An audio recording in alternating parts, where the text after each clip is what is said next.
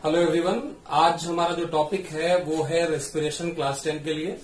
पिछले वीडियो में आपने देखा केमिकल डिग्रेडेशन ऑफ फूड, जो डाइजेशन प्रोसेस था वो हमने देखा है। आज हम लोग डिस्कस करेंगे रेस्पिरेशन के बारे में। आखिर रेस्पिरेशन है क्या, पहले ये देखते हैं। अगर डेफिनेशन की बात करेंगे रेस्पिरेशन है क्या, तो एक कैटाबॉलिक प्रोसेस है। आप मेटाबॉलिज्म और कैटाबॉलिज्म जानते होंगे। कैटाबॉलिज्म का मतलब होता है ब्रेकडाउन प्रोसेस। देखते हैं रेस्पिरेशन का डेफिनेशन क्या लिख सकते हैं हम लोग।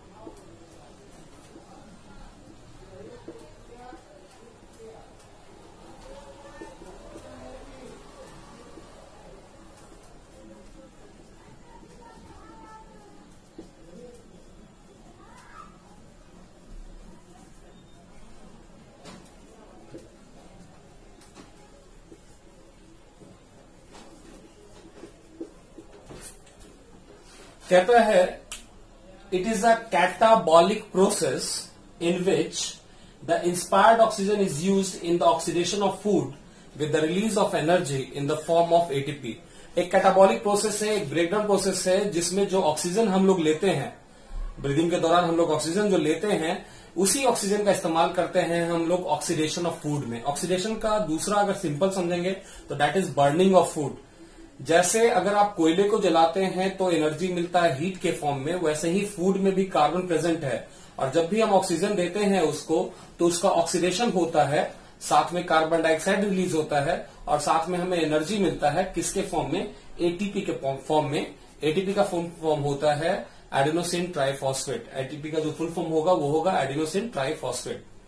ये करेंसी ऑफ एनर्जी है। तो रेस्पिरेशन का डेफिनेशन आपको क्लियर है। मेटाबॉलिक प्रोसेस है, कैटाबॉलिक प्रोसेस है, जहां पे जो ऑक्सीजन आप लेंगे उसी का इस्तेमाल करेंगे ब्रेकडाउन ऑफ फूड में ताकि हमें एनर्जी मिल सके। जो रेस्पिरेशन है 3 स्टेप प्रोसेस है। ये जनरली 3 स्टेप में होता है। जो पहला स्टेप है वो है ब्रीदिंग। जो दूसरा स्टेप है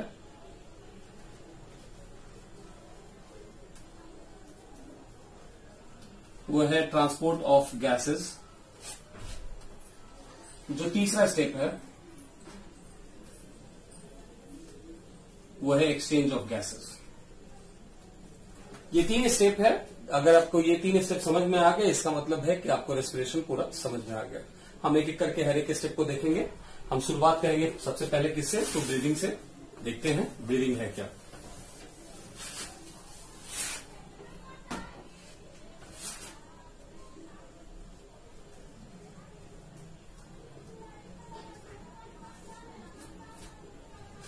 जब हम लोग छोटे क्लास में थे तो हम लोग कहते थे we take in oxygen and give out carbon dioxide. हम लोग ऑक्सीजन लेते हैं और छोड़ते क्या है? तो कार्बन डाइऑक्साइड छोड़ते हैं। ये रेस्पिरेशन का पुराना डेफिनेशन होता था हम लोग के लिए जब हम लोग बहुत छोटे क्लास में होते थे। एक्चुअली में that definition is only for breathing. तो taking in oxygen and giving out carbon dioxide is called breathing. Breathing का 2 स्टेप होता है। एक होता है इनहेलेशन और एक होता है एक्सहेलेशन।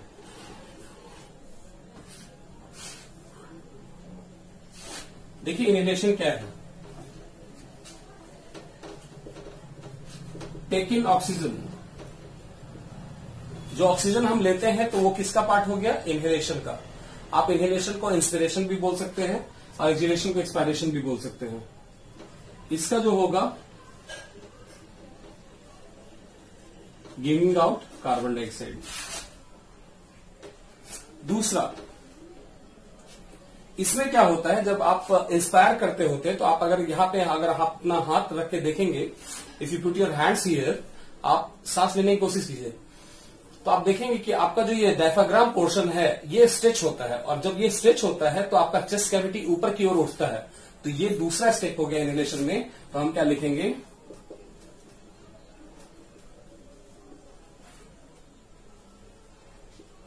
Diaphragm muscles stretched.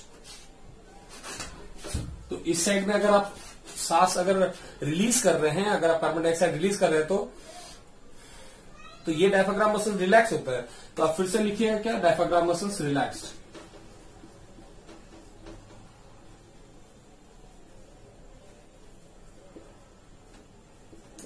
आप करके भी देख सकते हैं क्या हो रहा है।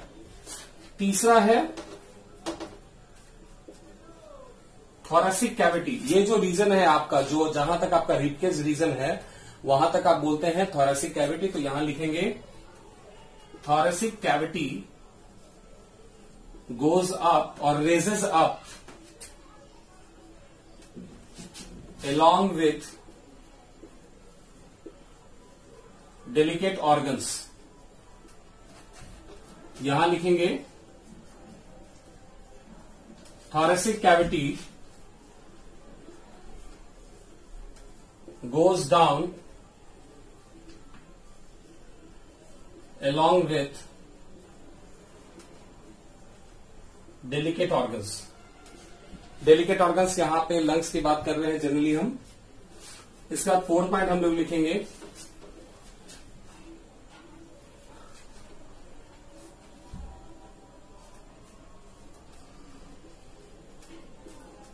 Volume inside lungs increases.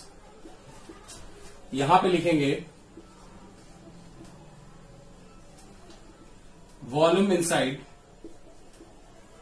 Lungs decreases.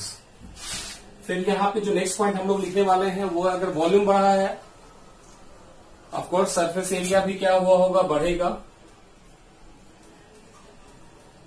Surface area increases. यहां पे क्या होगा, सरफेस एरिया डिक्रीजेस। फिर हम लोग क्या लिखेंगे, अगर सरफेस एरिया, आप जानते हैं कि जो प्रेशर है वो एरिया से रिलेटेड है। प्रेशर इज इक्वल टू आप कहते हैं फोर्स पर यूनिट एरिया। अगर प्रेशर घटा या बढ़ा है तो आप जानते हैं ग्राहम्स लॉ ऑफ डिफ्यूजन के अनुसार air moves from higher pressure to lower pressure. तो क्योंकि यहां सरफेस एरिया इंक्रीज हो गया तो प्रेशर क्या होगा, प्रेशर डिक्रीज करेगा एयर का लंग्स में। यहां क्या होगा, सरफेस एरिया डिक्रीज हो रहा है तो प्रेशर क्या होगा, इंक्रीज करेगा। जब प्रेशर डिक्रीज कर गया तो बाहर का प्रेशर ज्यादा और लंग्स के अंदर का प्रेशर कम। प्रेशर यहां कम है तो air diffuses from outside to inside the lungs.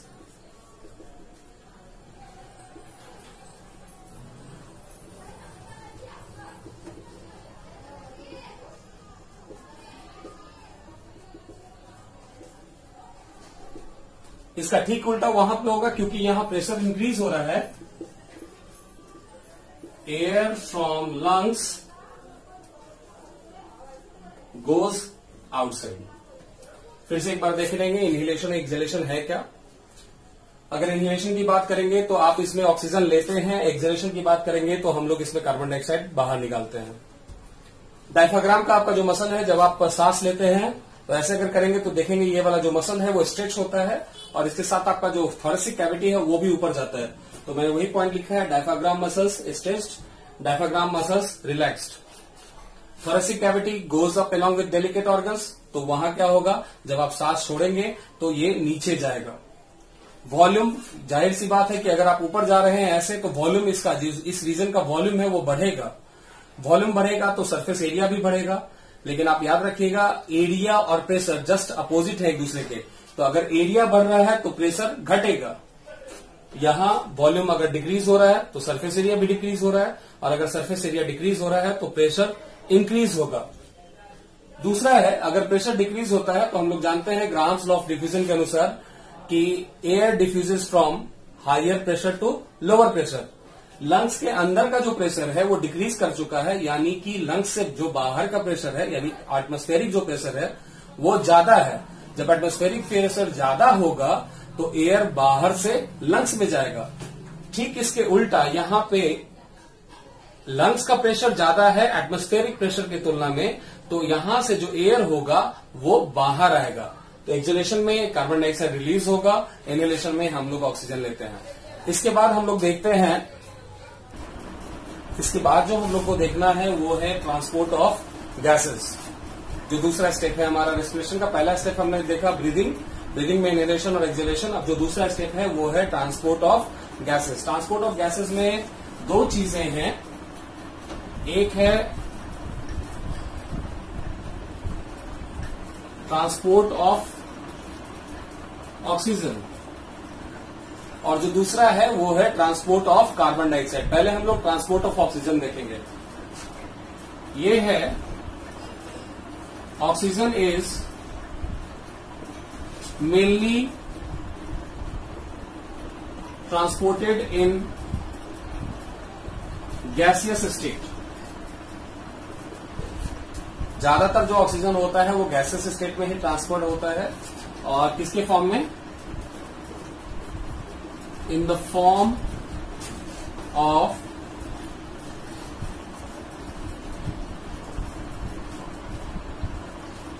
Oxy haemoglobin, in the form of oxy haemoglobin, in the form of oxy haemoglobin. देखिए कैसे होता है। ये हीमोग्लोबिन मॉलिक्यूल है Hb,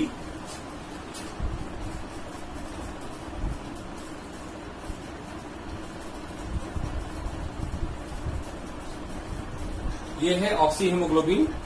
यहां पे आप बैलेंस कर लेंगे तो 4O2 और यहां पे 2Hb। क्लियर है?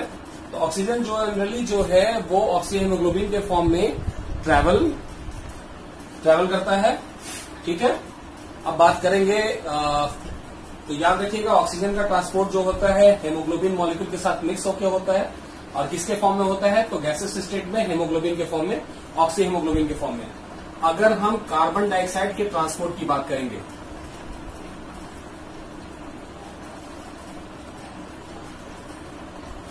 कार्बन डाइऑक्साइड के ट्रांसपोर्ट की बात करेंगे तो कार्बन डाइऑक्साइड का 25% ही हेमोग्लोबिन के साथ कंबाइन करता है। रिमेनिंग जो कार्बन डाइऑक्साइड होता है वो प्लाज्मा का जो हिस्सा होता है उसमें डिसॉल्व होके जाता है। तो आप सिर्फ यहां पे ये लिखिएगा, only 25 to 30% of carbon dioxide is transported in gaseous state. उस गैसियस स्टेट का जो नाम है वो है carbamino haemoglobin. Carbamino haemoglobin gases state जो कार्बन डाइऑक्साइड का होता है हेमोग्लोबिन से कंबाइन करने के बाद उसका नाम है carbamino haemoglobin. Remaining 75 to 70% is transported in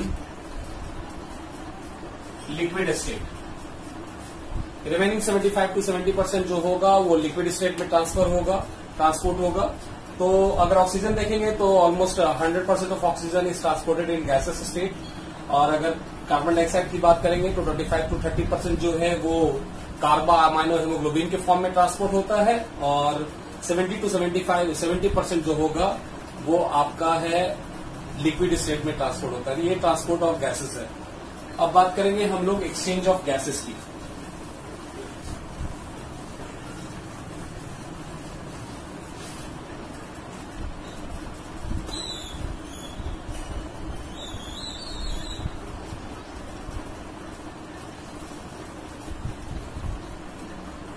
exchange of gases, exchange of gases में कुछ नहीं है, आपके लेवल पे सिर्फ इतना समझना है कि gases diffuses from higher pressure to lower pressure.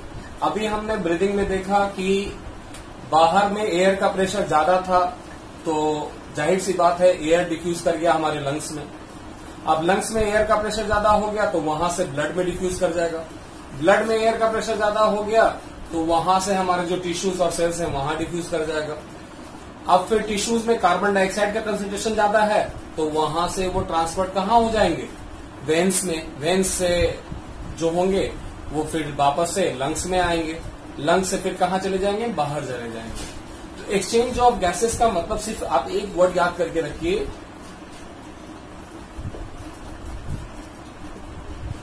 Diffusion of gases from higher concentration to their lower concentration. अब जाहिर सी बात है, जब आप रेस्पिरेशन कर रहे हैं, इंस्पिरेशन कर रहे हैं, तो जो ऑक्सीजन है वो लेना है। ऑक्सीजन का कंसंट्रेशन हमारा एटमॉस्फेयर में ज्यादा है, हमारे लंग्स में कम है। ऑक्सीजन डिफ्यूज कहाँ कर जाएगा, हमारे लंग्स में, फिर लंग्स से कहाँ डिफ्यूज करेगा, ब्लड में, ब्लड कहाँ जाता है, सेल्स में। आपको पता है कि सेल्स में ऑक्सीडेशन ऑफ फूड होगा, माइटोकॉन्ड्रिया में, अगर आपने सेल पढ़ा है तो माइटोकॉन्ड्रिया में जब ऑक्सीडेशन ऑफ फूड होगा तो क्या बनेगा, कार्बन डाइऑक्साइड। वो कार्बन डाइऑक्साइड कहाँ डिफ्यूज करेगा, वेन्स में। आप शॉर्टेस्ट फॉर्म वेन का जानते हैं, वेन्यूल्स होता है, तो वेन्यूल्स से वेन में, वेन से फिर वेना कावा, और फिर वापस से राइट वेंट्रिकल पंप करेगा ब्लड कहाँ, सर्कुलेशन में ये सब देखेंगे हम लोग। राइट वेंट्रिकल से पंप होकर ब्लड जाता है लंग्स में, जहां से फिर कार्बन डाइऑक्साइड एक्सचेंज कहाँ हो जाएगा, वापस से एटमॉस्फेयर में। तो ये सारा जो चीज है वो है higher pressure to lower pressure.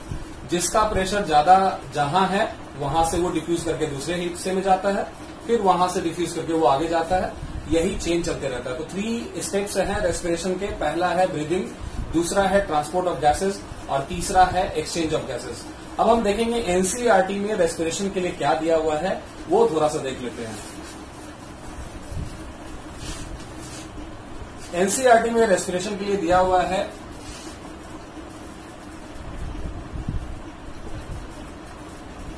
Aerobic respiration और दूसरा एनएरोबिक रेस्पिरेशन। देखिए, एरोबिक रेस्पिरेशन का सीधा मतलब होता है कि इट इन्वॉल्व ऑक्सीजन, और एनएरोबिक रेस्पिरेशन का मतलब होता है कि it does not involve oxygen. लेकिन ध्यान से इसको समझिएगा, एरोबिक का मतलब है कि ऑक्सीजन पूर्णतः इन्वॉल्व है, मतलब complete involvement of oxygen.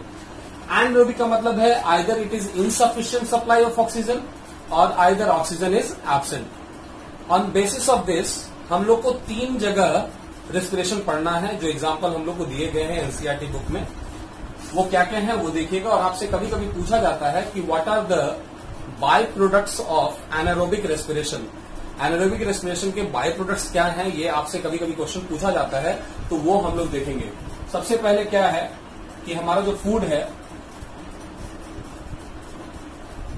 Glucose, ये स्टोर्ड है, और ग्लूकोज के साथ एक प्रोसेस होता है, ग्लूकोज के साथ एक प्रोसेस होगा जिसको हम लोग बोलते हैं ग्लाइकोलाइसिस,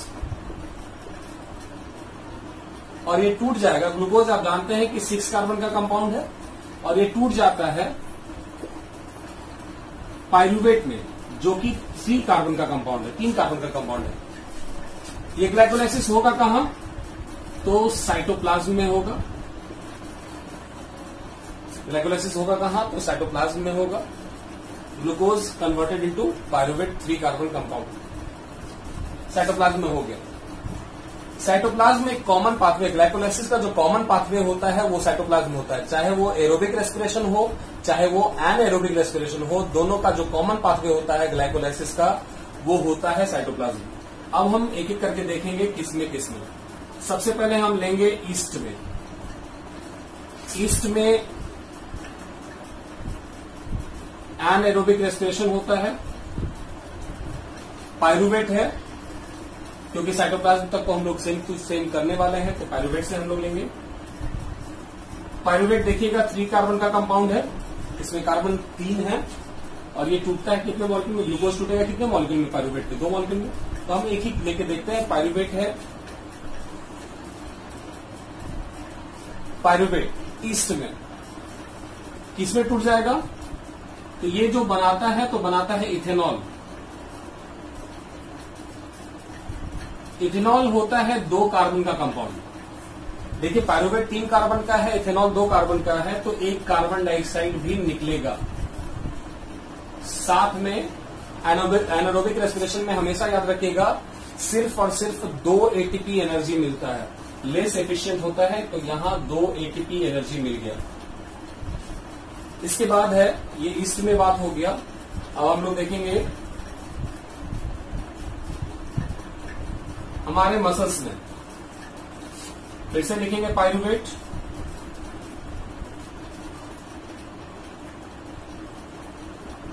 थ्री कार्बन कंपाउंड।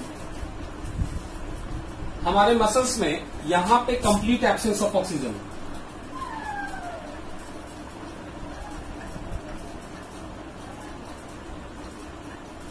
अगर हम अपने मसल्स की बात करेंगे तो यहां होता है इनसफिशिएंट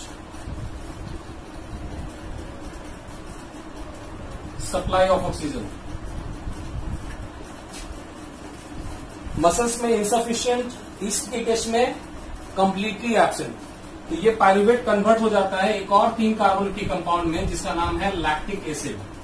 ये भी 3 कार्बन का होता है क्योंकि ये भी 3 कार्बन, ये भी 3 कार्बन, तो यहां कार्बन डाइऑक्साइड रिलीज नहीं होगा, कोई कंपनसेशन की जरूरत नहीं है इसकी तरफ, क्योंकि ये 2 कार्बन का था तो एक और कार्बन रिलीज हुआ किसके फॉर्म में, कार्बन डाइऑक्साइड के फॉर्म में। यहां पे क्योंकि ये खुद भी 3 कार्बन का है और ये भी 3 कार्बन का है तो दूसरा कार्बन डाइऑक्साइड निकालने की जरूरत नहीं है, यहां पे सीधे हम लोग लिख देंगे 2 एटीपी। ठीक है, अब इसके बाद हम लोग देखते हैं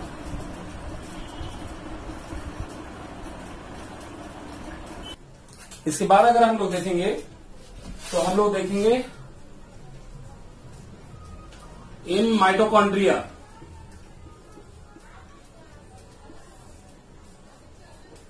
पायरुवेट है, माइटोकॉन्ड्रिया में बात करेंगे ऑक्सीजन प्रेजेंट है,